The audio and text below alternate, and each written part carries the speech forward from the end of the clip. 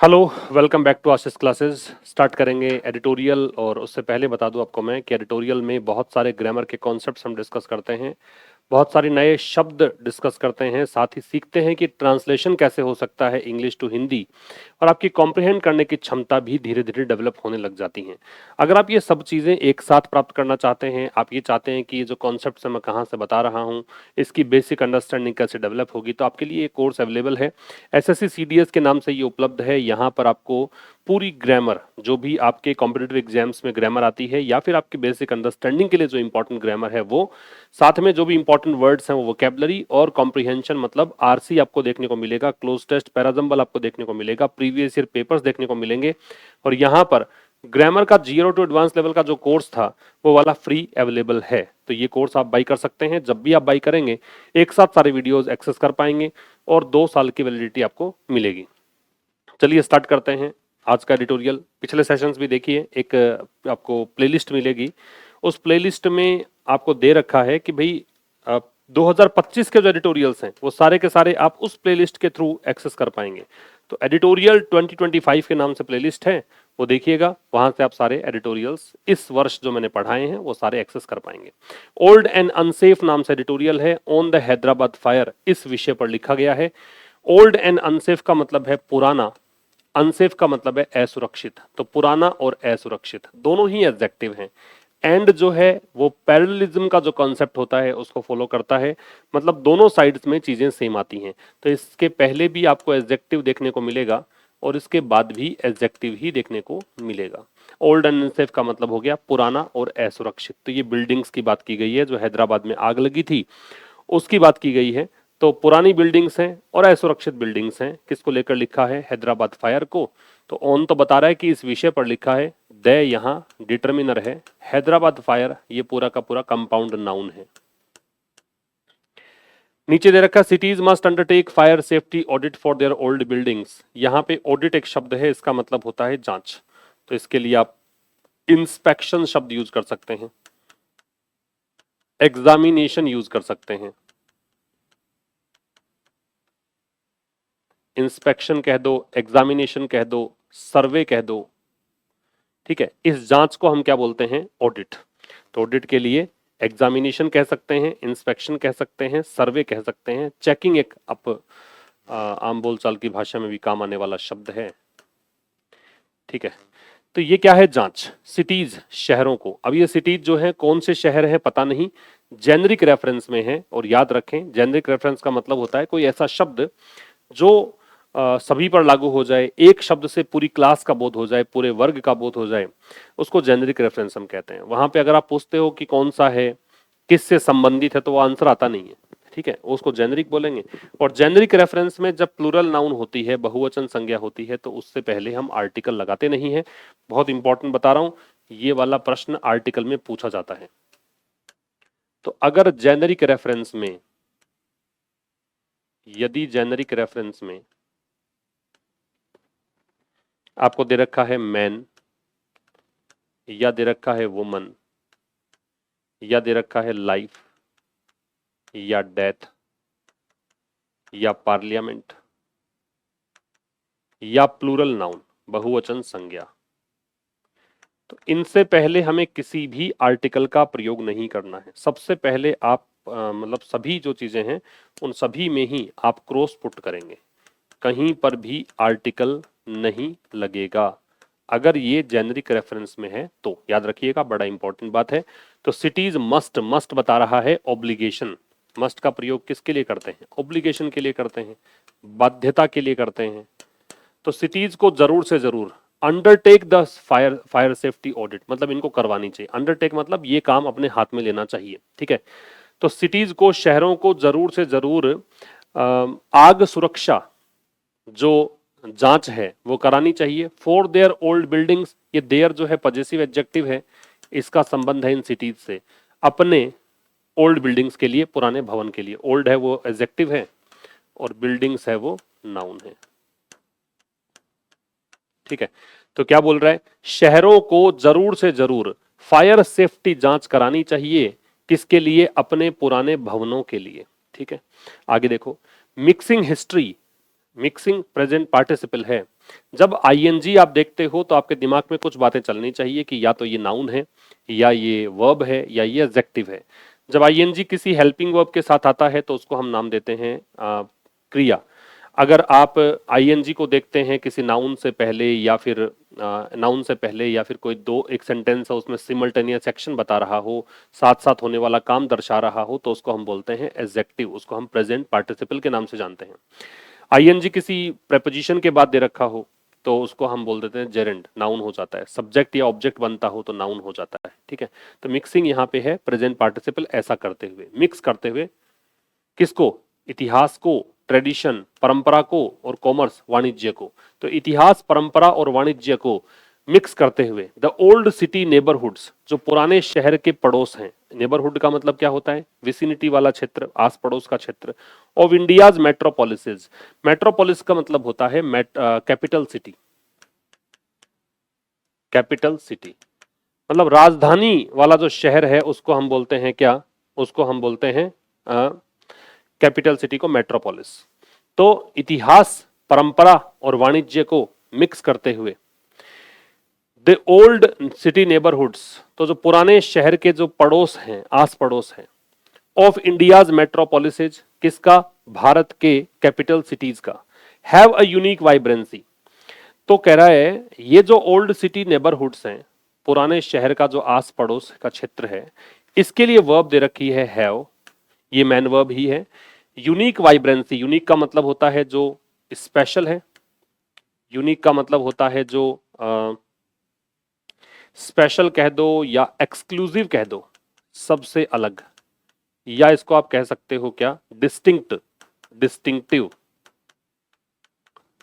विशिष्ट, सबसे अलग, लिख लो। डिस्टिंक्टिव कह सकते हो, स्पेशल कह सकते हो, एक्सक्लूसिव कह सकते हो। किसके लिए लिखे हैं सारे मैंने वर्ड्स? यूनिक के लिए। वाइब्रेंसी का मतलब होता है लाइवलीनेस, लाइवलीनेस। ये मैं जब पीडीएफ प्रोवाइड कराऊंगा तो आपके लिए बहुत हेल्पफुल रहेगी। तो आप आशीष क्लासेस नाम से जो टेलीग्राम चैनल है वहां से आप इस पीडीएफ को ले सकते हैं। उसमें आपको ये सब ऐसा कैसा ही मिल जाएगा, ताकि आप अगर नहीं भी लिख पाओ इस समय तो बाद में लिख लेना। कलर एंड फील का मतलब हो गया रंग और एहसास। तो इतिहास, परंपरा और वाणिज्य को मिक्स करते हुए पुराने शहर का जो नेबरहुड्स है, भारत के कैपिटल सिटीज का, राजधानी वाले शहरों का, तो ये जो नेबरहुड्स हैं वो रखता है क्या क्या? एक उसकी एक अलग पहचान है, इसमें एक अलग प्रकार की जीवंतता मिलती है। लाइवलीनेस कह दो, एक्जुबरेंस कह दो, एंथुजियाज्म कह दो, है ना? संजीदगी मिलती है, कलर मिलता है, रंग मिलता है, एहसास मिलता है। तो ये ओल्ड सिटी, जो पुराने शहर के जो नेबरहुड्स हैं, उसमें ये सब चीजें देखने को मिलती हैं। सम ऑफ द हार्डिएस्ट एंटरप्रेन्योर्स, ये सम जो है ये डिटर्मिनर नहीं है, ये प्रनाउन है, क्योंकि सम के बाद में नाउन नहीं है। नाउन होता तो डिटर्मिनर होता। ठीक है, हार्डिएस्ट एंटरप्रेन्योर्स, एंटरप्रेन्योर्स नाउन है और ये आपका एडजेक्टिव है, और डिग्री सुपरलेटिव है तो द का प्रयोग है। तो सम ऑफ द हार्डिएस्ट एंटरप्रेन्योर्स, एंटरप्रेन्योर्स का मतलब होता है उद्यमी, व्यवसायी। हार्डिएस्ट का मतलब है हार्ड वर्किंग, टोइलसम। इस हार्डिएस्ट का मतलब लिखेंगे टोइलसम, जो मेहनती है, हार्ड वर्किंग है, जो परिश्रमी है। तो कह रहा है सम ऑफ द मतलब इनमें से कुछ। तो जो कुछ जो बहुत मेहनती, सबसे मेहनती जो उद्यमी है। टैलेंटेड क्राफ्ट्समैन, क्राफ्ट्समैन का एक सिनोनिम लिखो आर्टिजन, ARTISAN, ये होता है कारीगर। क्या होता है? कारीगर। तो कुछ जो सबसे मेहनती उद्यमी है, प्रतिभावान कारीगर हैं, एंड कैनी बिजनेस पीपल। कैनी का मतलब है जो इंटेलिजेंट है, वैसे तो ये चालाक भी होता है, नेगेटिव अर्थ में भी आता है, लेकिन फिलहाल इसका मतलब आप इंटेलिजेंट लिखो, वाइज लिखो, सगेसस लिखो। ठीक है, इसका मतलब है जो बुद्धिमान है। ठीक है, एक इसके लिए प्रूडेंट लिख सकते हो, एक इसके लिए आप जुडिशियस लिख सकते हो। तो इनका मतलब क्या है? समझदार। क्या लिखोगे? समझदार। तो क्या कहना चाह रहा है कि कुछ जो सबसे ज्यादा मेहनती उद्यमी हैं, प्रतिभावान कारीगर हैं, और बुद्धिमान जो बिजनेस पीपल हैं, व्यापारी लोग हैं, उन्होंने हैव सेट शॉप देयर, उन्होंने दुकान सेट करी है, वहां पे दुकान स्थापित की है। सेट सेट सेट तीनों फॉर्म सेम है। हैव यहाँ हेल्पिंग वर्ब है, सेट मैन वर्ब है, देयर एडवर्ब है, वहां दुकान सेट की है। अलोंग विद एक प्रेपोजिशनल फ्रेज होती है, अलोंग की फ्रेज है। ठीक है, विद की फ्रेज है। खैर, अलोंग विद का मतलब होता है प्लस, इसको तुम प्लस पढ़ लो या इन एडिशन टू पढ़ लो, इन एडिशन टू कह सकते हो, प्लस कह सकते हो, मतलब इसके अतिरिक्त। क्या मतलब है? इसके अतिरिक्त। तो यहां पे इसका मतलब हो गया कि इन सब लोगों ने वहां पे दुकान सेट की है, व्यवसाय सेट किया है, किसके अतिरिक्त? वर्किंग क्लासेस के अतिरिक्त, कामकाजी जो वर्ग है उनके अतिरिक्त। That help turn the wheels of the economy. और ये जो चीजें हैं, दैट रिलेटिव प्रोनाउन है, ये रिलेटिव प्रोनाउन किसको बता रहा है? ये बता रहा है इन सबको, जो ये वर्किंग क्लासेस, ये सब मतलब वर्किंग क्लासेस के अतिरिक्त ये सब लोग जो हैं, इन ये चीज हेल्प करती है। हेल्प के बाद में याद रखें, हेल्प के बाद दो चीजें होती हैं। हेल्प के बाद या तो आप सीधा बेस फॉर्म लगा दीजिए या टू प्लस बेस फॉर्म लगा दीजिए। हेल्प के बाद या तो बेस फॉर्म लगती है या टू प्लस बेस फॉर्म लगती है। ठीक है, तो कह रहा है कि ये सब हेल्प करते हैं किससे? Turn the wheels of the economy. Economy अर्थव्यवस्था हो गई। टर्न द व्हील्स का मतलब होता है प्रोग्रेस करना, लगातार वो पहिया चलता रहे, प्रोग्रेस करता रहे। तो टर्न द व्हील जो है, इसका मतलब होता है प्रोसेस, सिचुएशन जो कंटिन्यू डेवलप करती है, प्रोग्रेस करती है। ठीक है, लिख लेना इसका, मैं यहाँ पे लिखूंगा, बड़ा हो जाएगा, आप खुद लिख लेना। Turn the wheels of the economy का मतलब है इकोनॉमी प्रोग्रेस करना। तो यहां तक मैं फिर पढ़ा देता हूँ। इकोनॉमी यहाँ पे नाउन है, दैट डिटरमिनर है, ये प्रेपोजिशन है, प्रेपोजिशन का ऑब्जेक्ट इकोनॉमी है। और help, turn, help helping verb हो गई, मतलब ये वर्ब है, और इसके बाद ये बेयर इन्फिनिटिव लग रहा है, turn the determiner, wheels noun है। और वैसे टर्न द व्हील्स जो है वो फ्रेज दे रखी है आपको। तो यहां तक की अगर बात करें तो कुछ जो सबसे मेहनती उद्यमी हैं, प्रतिभावान कारीगर हैं और चतुर और बुद्धिमान जो बिजनेस वाले लोग हैं, उन्होंने अपने दुकान स्थापित की है, किसके अतिरिक्त? कामकाजी लोगों के अतिरिक्त। That help turn the wheels of the economy, और इस कारण से अर्थव्यवस्था का चक्र जो है चलता रहता है। These neighbourhoods are home to. अब ये होम टू, ये एक फ्रेज है, इसका मतलब है be home to, be home to. इसका मतलब है a place where things are found in abundance. ऐसी जगह जहां पे चीजें बहुतायत में मिलती हैं, उसको हम बोलते हैं बी होम टू। ये बी होम टू एक फ्रेज है, इसका मतलब है ऐसी जगह जहां चीजें बहुतायत में, ABUNDANCE लिखा है। ठीक है, बी होम टू का मतलब ये है। तो ऐसी जगह जहां पे चीजें बहुतायत में मिलती हैं, उसको हम क्या बोलते हैं? Be home to. तो क्या कह रहा है? दीज नेबरहुड्स, दीज यहाँ पे डेमोस्ट्रेटिव एडजेक्टिव है, क्योंकि आगे इसके नाउन दे रखा है। नाउन नहीं होता डेमोस्ट्रेटिव प्रोनाउन बोलते हैं। आर यहाँ पे लिंकिंग वर्ब है।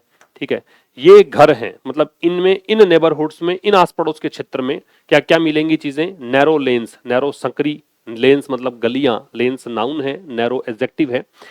तो ये जो नेबरहुड्स हैं, ये जो आस पड़ोस का क्षेत्र है, इसमें बहुतायत में बहुत अधिक मात्रा में मिलती हैं सकरी गलियां। क्रम्बलिंग, क्रम्बलिंग का मतलब होता है डहता हुआ, डहना, डहना। जैसे इसको आप क्रम्बल के सिनोनिम लिख रहा हूं, कोलैप्स कर सकते हो। क्रम्बल का सिनोनिम है कोलैप्स, कह सकते हो। ठीक है, लिख लो। कोलैप्स का मतलब हो गया जो गिरने वाला है, उसको बोलते हैं क्रम्बल। ठीक है, या रूइन कह सकते हो। तो क्रम्बलिंग कमर्शियल स्ट्रक्चर्स का मतलब हो गया जो डहती हुई वो ढांचे जो कमर्शियल हैं, मतलब जहां दुकानें हैं, बिजनेस हैं, ये सब कमर्शियल। एक तो होता है घरेलू, डोमेस्टिक, और एक है कमर्शियल। कमर्शियल का मतलब हो गया ढांचे, कह सकते हो आप। ठीक है, मतलब जो कमर्शियल का मतलब हो गया वाणिज्य ढांचे, मान लो। तो क्या कहना चाह रहा है? कहना चाह रहा है कि भाई ये जो नेबरहुड्स हैं, यहाँ क्या क्या चीजें देखने को मिलती हैं? यहाँ बहुतायत में सकरी गलियां दिखने को मिलेंगी, डहती हुई वाणिज्य बिल्डिंग्स देखने को मिलेंगी, पिजन होल्स, कबूतर खाने, मतलब ऐसे, जैसे आप देखोगे ना कोई कबूतर खाने, कुछ इस तरह से छोटे छोटे बॉक्सेस हैं, जहाँ पे आप लेटर्स वगैरह डाल के चले जाओ। कुछ सेम चीजें जो होती हैं वो लेटर मान लो, या कुछ और कोई डॉक्यूमेंट वगैरह है, कोई मान लो पार्सल आ गया आपका, वो पार्सल रख दिए। ऐसे छोटे छोटे इमारतें, उनमें भी रह रहे हैं लोग। मतलब ऐसा मानो ये छोटे छोटे अपार्टमेंट्स हैं, जहां पे आप देखोगे कबूतरों के रहने की जगह होती है, वो छोटी छोटी होती है, बॉक्सेस होते हैं, वैसे ही लोग इन स्ट्रक्चर्स में रह रहे हैं। लोग इतने छोटी छोटी जगहों में रह रहे हैं, ये मतलब है। तो ये नेबरहुड्स जो हैं, ये आस पड़ोस के क्षेत्र हैं, ये घर हैं, या फिर यहाँ बहुतायत में पाया जाता है नैरो लेन्स, बहती हुई, ये प्रेजेंट पार्टिसिपल एडजेक्टिव का काम करेगा। कमर्शियल भी एडजेक्टिव है, स्ट्रक्चर्स नाउन है, ठीक है। बहती हुई वाणिज्य ढांचे, और ये पिजन होल्स, छोटे छोटे apartments that serve as residences, और ये किस रूप में सर्व करते हैं? सर्व एज का मतलब होता है एक्ट एज, या इसका मतलब होता है फंक्शन एज, और ये काम करते हैं रेजिडेंसेज के रूप में, मतलब घर, ये घर हैं। इस तरह की चीजें हैं जहां पे कोई रह ही नहीं पाता है, वहां पे भी लोग रह रहे हैं, ठूस ठूस के रह रहे हैं, ये मतलब है। दैट यहां पे आ रहा है इन सब चीजों के लिए, है ना। ये पिजन होल्स, ये सब रिलेटिव प्रोनाउन है। Packed with people, packed with people मतलब लोगों से खचाखच भरा हुआ। दीज बसलिंग नेबरहुड्स, बसलिंग का मतलब लिखो, इसका मतलब है बिजी। बसलिंग जो है इसका मतलब क्या है? बिजी, या फिर इसको कह दो टीमिंग, जो भरा हुआ है फुल, या स्वार्मिंग, ठीक है। ये सब लिख लो। बिजी कह सकते हो, टीमिंग कह सकते हो, स्वार्मिंग कह सकते हो, क्राउडेड कह सकते हो, भरा हुआ, खचाखच भरा हुआ, बसलिंग एडजेक्टिव है। और ये आपका नाउन है नेबरहुड्स। ये दीज डेमोन्स्ट्रेटिव एडजेक्टिव है। इसके बाद इसकी नाउन जो है वो नेबरहुड्स है, बसलिंग एडजेक्टिव। एक बार फिर से क्रिएट, ये वर्ब हो गई, ये पूरा सब्जेक्ट बन रहा है दीज बसलिंग नेबरहुड्स। तो लोगों से खचाखच भरा हुआ ये जो बहुत भीड़ भाड़ भरा आस पड़ोस का क्षेत्र है वो बनाता है well knit communities. Well knit जो है वो एडजेक्टिव का काम यहाँ पे करेगा। ये होता है स्ट्रांगली बिल्ट, स्ट्रांगली या फर्मली बिल्ट, बहुत ही मजबूती से बना हुआ। कम्युनिटीज मतलब समुदाय, टू मतलब भी, और टू एडवर्ब है, ये उस शब्द के ठीक बाद में आता है जिसको तुम मॉडिफाई करना चाहते हो। जिसको भी तुम मॉडिफाई करोगे वहां पे तुम टू लगा दो, ठीक है। उसके बाद में जैसे हिंदी में जहां भी लगता है वहां इंग्लिश में भी लगा दो। तो कह रहा है कि भाई लोगों से भरा हुआ, खचाखच भरा हुआ ये जो व्यस्ततम या फिर बहुत भीड़ भाड़ भरे आस पड़ोस के क्षेत्र हैं वो बनाते हैं उन समुदायों को भी जो कि स्ट्रांगली बिल्ट हैं, उन समुदायों को जो मजबूती से बने हुए हैं। बिल्ट वेल, बिल्ट मतलब बने हुए हैं, वेल बिफोर मतलब बहुत पहले, बिफोर मतलब पहले, और वेल बिफोर ये थोड़ा स्ट्रेस डाल रहा है, बहुत पहले। बिल्ट मतलब बने हुए, ये एडजेक्टिव है वैसे। Modern fire safety norms, modern आधुनिक फायर सेफ्टी नॉर्म्स का मतलब है अग्नि सुरक्षा मानदंड। इवोल्ड मतलब विकसित होना, डेवलप होना। इवोल्व का मतलब क्या होता है? डेवलप होना। तो बहुत ये आधुनिक आग सुरक्षा जो मानदंड हैं उनसे बहुत पहले बने हुए हैं ये, ठीक है। बिल्ट बने हुए हैं, ये जो बिल्डिंग्स है उसकी बात कर रहा है। बहुत पहले, किससे पहले? कि जब ये आग सुरक्षा वाले मानदंड आए थे, नियम आए थे, उनसे बहुत पहले बने हुए। मोस्ट ऑफ दीज बिल्डिंग्स, इनमें से अधिकांश बिल्डिंग्स, मोस्ट का मतलब यहां पे क्या है? ऑलमोस्ट, अधिकांश। वैसे मोस्ट का मतलब वेरी भी होता है और मोस्ट डिग्री सुपरलेटिव के रूप में भी आता है, लेकिन मोस्ट के पहले जब कोई भी डिटर्मिनर नहीं देखो ना आप, कोई भी आर्टिकल नहीं देखो ए या द, तो मान लेना कि मोस्ट का मतलब है ऑलमोस्ट।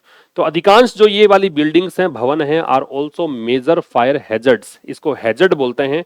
हैजर्ड का मतलब है खतरे, मेजर का मतलब मुख्य, ऑल्सो एडवर्ब है। ये लग रहा है लिंकिंग वर्ब के बाद, ये या तो मैन वर्ब से पहले कल वाले सेशन में देख लेना, और या फिर ये लिंकिंग वर्ब अगर है is am are was were तो उसके ठीक बाद में लगता है, ठीक है। तो जो ये वाली बिल्डिंग्स की बात ही कर रहा है, इन बिल्डिंग्स के लिए कह रखा है बिल्ट। तो ये बिल्डिंग्स जो हैं इनमें से अधिकांश बिल्डिंग्स कब बनी थी? ये बनी थी जब ये आग सुरक्षा वाले नियम आए थे, उससे बहुत पहले बनी थी। अब ये मुख्य खतरे हैं, है ना, ये हैजर्ड्स हैं, फायर हैजर्ड्स हैं, यहाँ आग लगने की संभावना बहुत ज्यादा है, ठीक है। बहुत सारी चीजें सीख ली आपने पहली स्लाइड में ही। अगली स्लाइड पे आइए। A stone throw, stone throw का मतलब होता है जो बहुत नजदीक है। स्टोन थ्रो जो है इसका मतलब होता है बहुत ही नजदीक। स्टोन थ्रो एक फ्रेज है, ठीक है। स्टोन थ्रो का मतलब क्या है? बहुत ही नजदीक, अ शॉर्ट डिस्टेंस कह सकते हो। इसका मतलब लिख लो, अ शॉर्ट डिस्टेंस। तो बहुत कम दूरी पर, किससे? चार मीनार। चार मीनार हिस्टोरिकल मॉन्यूमेंट है, ऐतिहासिक इमारत है, इसलिए द का प्रयोग है। इन हैदराबाद, हैदराबाद में है, जगह का नाम है। इन प्रेपोजिशन है, ये इसका ऑब्जेक्ट है, और नाउन है, प्रॉपर नाउन है। तो चार मीनार जो है हैदराबाद में, उससे कुछ ही दूरी पर अ बिल्डिंग इन गुलजार होज, एक भवन, कहां पर? गुलजार होज, जगह का नाम। हाउस्ड, हाउस जब क्रिया हो, हाउस का मतलब घर है, घर में रहते हैं मेंबर्स, घर में रहती है बहुत सारी चीजें, तो हाउस जब क्रिया है इसका मतलब इसने इन चीजों को अपने अंदर लिया हुआ है, समेटा हुआ है, ठीक है। तो एक बिल्डिंग, एक भवन है गुलजार होज में, जिसके अंदर large joint family engaged in the jewellery business. तो कह रहा है इसमें बहुत बड़ी संयुक्त परिवार जो लगा हुआ है, लिप्त है किसमें, आभूषण के व्यवसाय में, from the time of the Nizam, कब से, निजाम के समय से, निजाम हुआ करते थे उस समय थे, as well as several shop, साथ में अनेकों दुकानें हैं। सेवरल जो है इसका मतलब अनेक है, डिटर्मिनर है, और शॉप्स यहाँ पे क्या है, नाउन है। तो stone throw away from the Charminar in Hyderabad, ये तो बताया है, फ्रेज दे रखी एक्स्ट्रा, इसमें तो ये बताया है केवल कि भाई ये कहां पे है। तो कह रहा है चार मीनार जो हैदराबाद में है उससे कुछ ही दूरी पर एक बिल्डिंग है, इस बिल्डिंग की वर्ब जो है वो है हाउस्ड। इस बिल्डिंग में, ये बिल्डिंग है कहां, गुलजार हौज में है, ये इसका ऑब्जेक्ट है, ठीक है, ए डिटर्मिनर है, ये नाउन है। एक बिल्डिंग जिसके अंदर क्या है, जिसके अंदर एक बहुत बड़ा जॉइंट फैमिली है। इंगेज्ड में इन लगता है अगर आप किसी काम में लिप्त हैं, किसी व्यवसाय में लिप्त हैं, और अगर आप किसी व्यक्ति के साथ इंगेज्ड हैं, सगाई होना जिसको बोलते हैं, तो इंगेज्ड में टू लगता है। तो ज्वेलरी बिजनेस, इसको ज्वेलरी बोलते हैं, ज्वेलरी नहीं बोलते हैं। ज्वेलरी बिजनेस में ये एंगेज्ड एक परिवार है, और ये कब से है, निजाम के समय से। फ्रॉम प्रेपोजिशन है, ये इसका ऑब्जेक्ट, ये डिटर्मिनर, ये प्रेपोजिशन, ये इसका ऑब्जेक्ट, ये डिटर्मिनर। एज वेल एज मतलब साथ ही, साथ ही यहाँ पे अनेकों दुकानें हैं। As is common in old cities, ये एज कंजंक्शन है भाई, इसका मतलब जैसे एज इज द केस, ऐसे कुछ फ्रेज होती है, वैसे ये as is common in old, जैसा कि कॉमन होता है पुराने शहरों में, कॉमन मतलब सामान्य, तो ये एक कंजंक्शन है। जैसा कि सामान्य होता है पुराने शहरों में, टनल लाइक एंट्रेंस, एक सुरंग जैसी एंट्रेंस, टनल लाइक मतलब सुरंग जैसी, एंट्रेंस मतलब प्रवेश, नियर द शॉप्स मतलब दुकानों के नजदीक, लेड टू, ये लीड की सेकंड फॉर्म है, जो जाती है कहां तक, एक पैसेज, पैसेज का मतलब रास्ता, पाथ, एक पाथ कह सकते हो, रास्ता कह सकते हो, एक रास्ते तक जाती है। एंड देन एक कोर्टयार्ड, फिर एक आंगन में निकलता है रास्ता। कोर्टयार्ड होता है जो बिना छत की जगह होती है ना, आंगन जिसको बोलते हैं आप, घरों में चार दीवारी चारों तरफ, लेकिन बीच में खुला स्थान जहां पे जहां पे छत नहीं कवर करते हैं उसको बोलते हैं आंगन, कोर्टयार्ड। अराउंड मतलब इर्द गिर्द या चारों ओर, विच देयर वर शॉप्स, जिसके इर्द गिर्द, देयर वर शॉप्स, दुकानें थी, on the ground floor, ground floor पर, and living areas above, and living areas, और लिविंग एरियाज अबव मतलब ऊपर, ठीक है। फिर देखो, तो एज इज कॉमन, जैसे कि पुराने शहरों में कॉमन सी बात होती है, समझा रहा है कि कैसी सिचुएशन है वहां पे।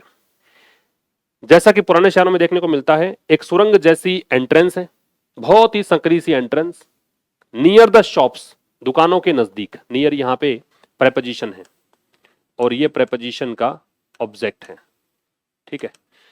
तो टनल लाइक एंट्रेंस है दुकानों के नजदीक, और ये जा रहा है कहां पे, एक रास्ते में, और फिर निकलता है, एक आंगन आता है ना, जिसके इर्द गिर्द दुकानें हैं, अराउंड विच, जिसके इर्द गिर्द, देयर से स्टार्ट मानो, तो यहाँ पे शॉप्स नाउन है, और ये आपका वर्ब है, और ये सब्जेक्ट वर्ब, ये बन रहा है इन्वर्जन, देयर से स्टार्ट होता है तो हम इन्वर्जन लगाते हैं, सब्जेक्ट बाद में वर्ब पहले।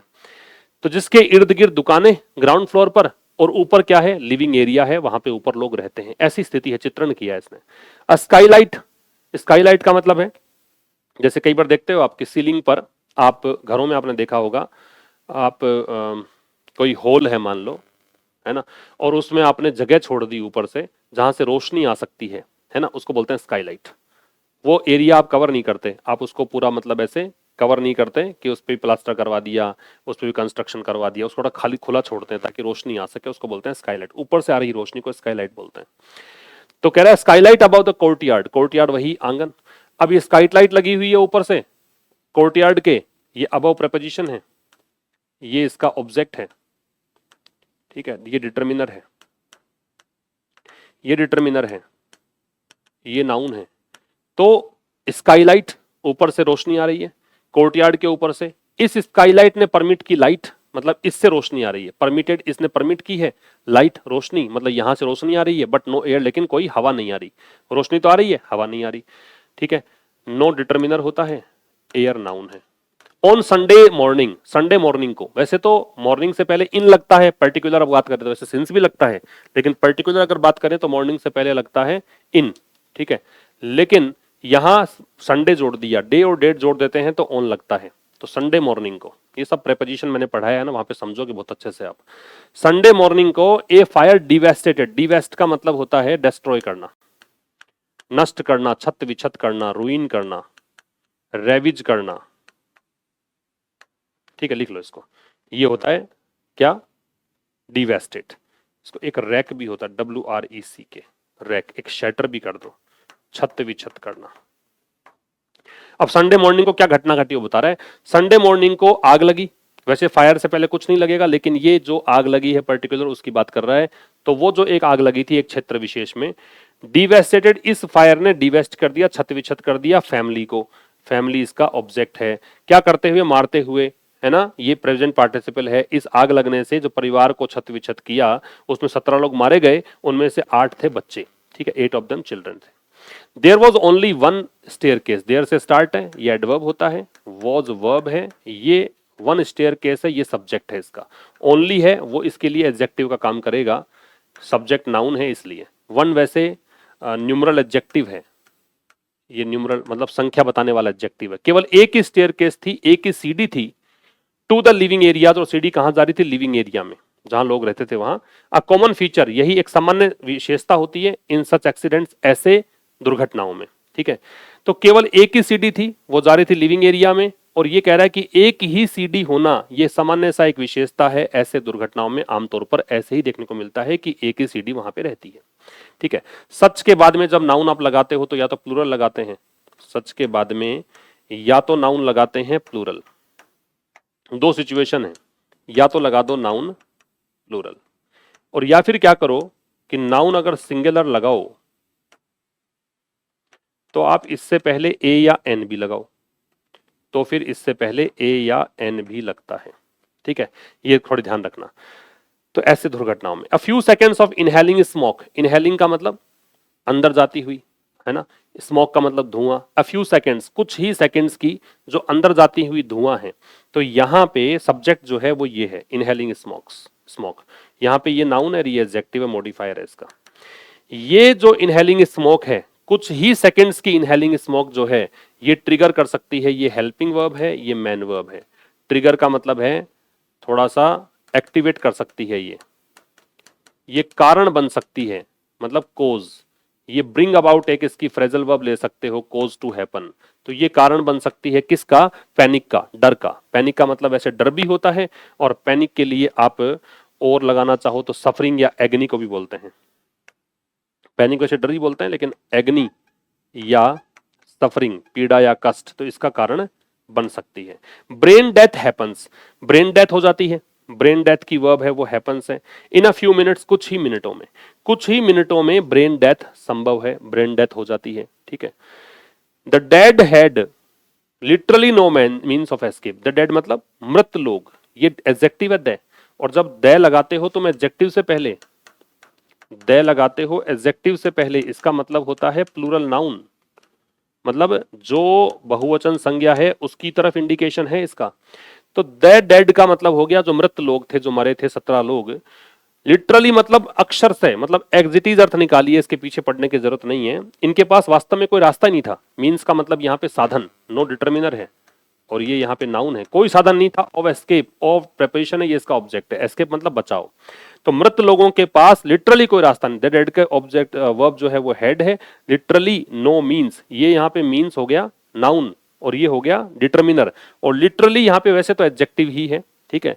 तो लिटरली कोई रास्ता नहीं था बचने का। Once the fire took over the narrow passage, जब आग ने, नैरो पैसेज मतलब जो सकरा रास्ता था, पैसेज रास्ता बताया मैंने।